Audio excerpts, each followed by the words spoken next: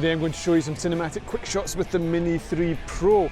A great way of filming yourself when you're out with the drone, especially if you're in a completely isolated beach. If you're wondering why I'm filming in the rain, it's the only way to get an empty beach, somewhere like this. If you looked up terrible drone location in the dictionary, this would be it. A cove surrounded by things you can crash into. Doesn't seem like a very good idea, but that's why I want you to think with the end in mind. Begin your shot thinking about how it's going to turn out. This is the perfect place for a rocket shot. Send the drone straight up in the air with the camera pointed down, reveal some of this broader location that I'm standing in, and we can use the quick shots to help us with that. Here we are in our quick shots and we select the rocket. Now you can see there we tap or draw a box around our subject. I am the subject, it's already selected me, but just be here. There we go. And you have some options there. We can choose the altitude of this quick shot, how far it's going to rocket up. I'm going to rocket it up 60 meters. I think that will be plenty. For this one I'm just going to stand still and hopefully the drone will go up and it will continue to reveal my location. So let's send it on its way.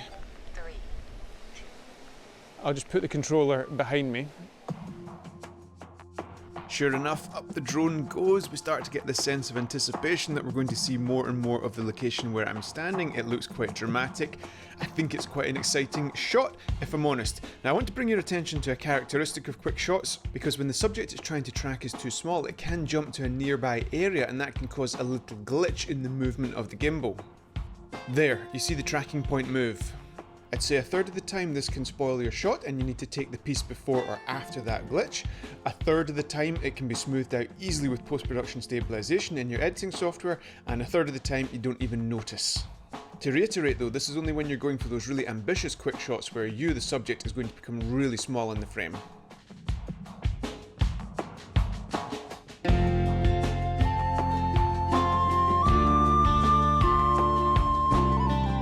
Now for a variation on the theme, I'll start a little bit further away, select me as a subject, and you can actually move in the middle of the quick shot. It will track you, and it does quite a good job of it, so we should get quite a different perspective on this one. I'm going to walk forward slowly. I'll put the controller in my pocket to hide it, so it's not so obvious what's going on.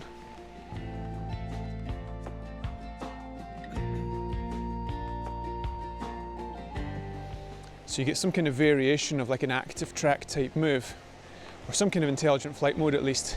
Not quite sure what will happen now because I'm walking under the drone. I'll have a look at that afterwards. Sometimes it doesn't track completely.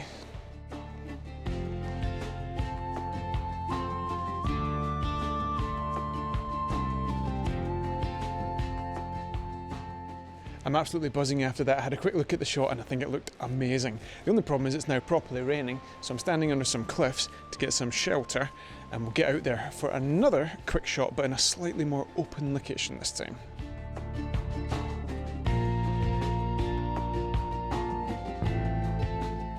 This is my reward for sticking around in the rain for an hour or so. The sun has come out, it's right down on top of me here. Beautiful colours, thank you to the sun, balanced exposure. I love it. This quick shot is going to be epic. Now again, we're beginning with the end in mind. Something similar to the previous one, but we're going to do a droney here. You know, the hey droney, yeah, very good. Anyway, with this one, we're going to do better. We'll reveal the landscape.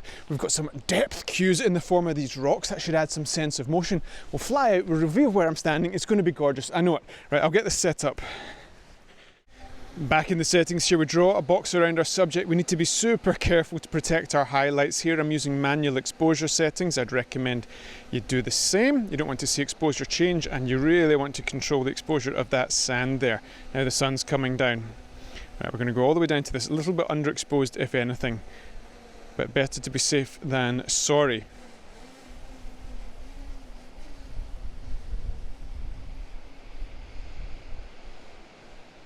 I saw it bouncing around a little bit there. You could hear the wind come in a little bit. It just caught a few gusts. It'd be interesting to see if that had any impact on the quality of the shot. Oh, there's a seagull swooping around. Please don't go anywhere near the drone. No, I think we're okay. Thank you, Mr. Seagull.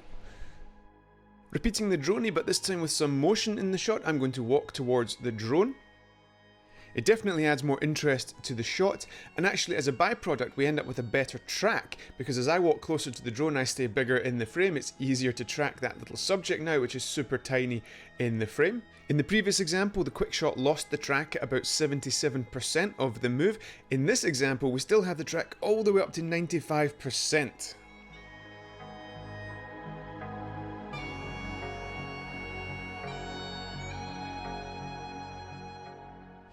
Even when we're just doing something like a quick shot, I want you to get this idea of beginning with the end in mind in your head. What are we actually trying to do with this shot? On a location like this, we're kind of blessed. There's no bad angles, but I could rotate this camera around this way and reveal a car park or something. You don't want that, so just trying to plant that seed to get you thinking like that. Anyway, let's set up this circle, and just for fun, I'm going to keep the drone quite low. You don't have to fly high all the time. So the rotation of the drone is going to be this way for the circle. This one's going to be quite close to me. It's definitely not going anywhere near those rocks, so let's get that in the can. I'll just stand still for this one.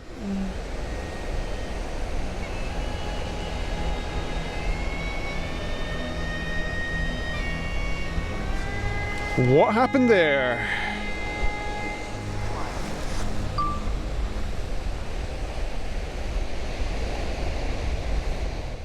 Quickshots can take quite a long time to complete, so we've been doing a lot of these speed ramps, speeding up the middle section of the shot. There's a link up there in the cards to show you how to do that in your editing software. Now keep in mind, you don't have to do the full rotation. Here's a nice little arcing motion with a circle, but just for demonstration we've gone the whole way around again with a speed ramp just to show you how it looks. I have to say on my screen here, the DJI RC, we only get 700 nits. It's looking kind of dark and underexposed, but I want to protect the highlights in the sky. And one of the problems I've got here with the Quickshots is we're not allowed to use the D-Cine-like picture profile, those flatter colours that preserve more detail. I think that's a big shame, as is the fact we can only shoot in 30 frames per second. I'd love to shoot 25 frames per second, if I'm honest. But anyway, we'll make the most of what we've got here, and now we'll have a go at the helix. Keep in mind that we don't have sideways obstacle avoidance on this drone. I'm going to send the drone round this way towards those rocks. The drone will be rising all the time, but it shouldn't be anywhere near those rocks. Even if I set a maximum radius, I'll go for 50 meters on this one.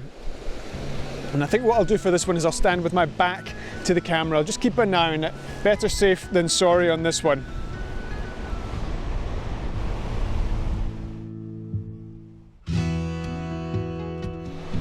It's absolutely nowhere near those rocks, no risk of that whatsoever.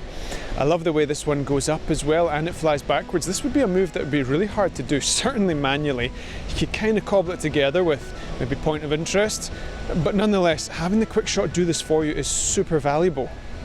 Keep in mind you can reverse these shots in post. Here's a shot of a landscape, there's certainly no sign of me. Down we go, and there I am, revealed along with the landscape and where I'm looking. I think that's pretty cool. This is definitely a good place for the boomerang. What I'll do, just to vary up these shots a little bit, we'll point the drone this direction. Select the subject again, and we go into boomerang. I think this one has a useful and interesting storytelling purpose as well. I quite like it.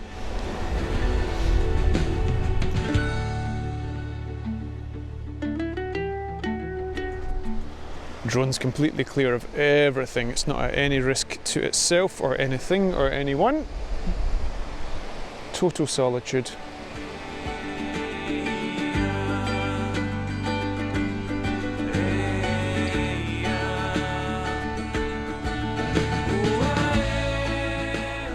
Oh, that was awesome. So there you have it folks, Quickshots. If you're okay being restricted to 30 frames per second and the normal colour profile, they are a fantastic way of helping film yourself when you're out on location. Like I say though, if you want those Quickshots to be a little bit special, then begin with the end in mind. What is it you're going to see at the end of that Quickshot? Can we incorporate some kind of reveal, and can we keep unwanted elements out of the frame that we might not want to see? If you are interested in the filmmaking side of things and want to build some marketable skills that you can actually charge clients for, do check out our premium content in the links below. Don't forget all our free downloads and guides, you'll find them in the description below, and we will see you next time.